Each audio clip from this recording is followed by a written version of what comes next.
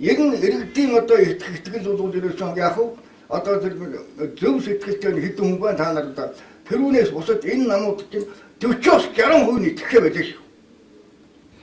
Би тэрч байтгаа одоо болдгийн бүлээс энэ юм дээрээс бичээ санал өгөөд дараагийн сонгуульд ерөөсөө тэр шинэ гарч ирэх болсоо энэ бүгдийн хойшлол гэж хэлэх одоо урайлж гарах болох байх гэж би бодож байгаа. За энэ одоо нэг энэ хуулийн энэ сонгуулийн хуулийн юм оруулмаар санагдаад байна. Энэ намын жагсаалтаар ордог гэдэг одоо чиний сонгогдгүй ордог дарах хэрэгтэй нэгэн дарахгүй байна. Энийг болж үз. Энэ хуулинд оруулж намын жагсаалт. За тэрийг одоо нэг юунаас сэндэчүүдад ноёудаас хэдэн төгрөг нэсгтүүлдэг 240 сая юм уу? Тэр 40 сая төгрөгөөр үнэхээр 40 сая төгрөгөөр дутаад Монголын ард түмэн бидээс ав. Өнөөдөр сая хүн тэрийг төлөхөд бэлэн байна. Тэр ус байгаад бүрэн бүтээр байдаг. Бид төдий. Би сарын төгрөгсөн тэр хүнд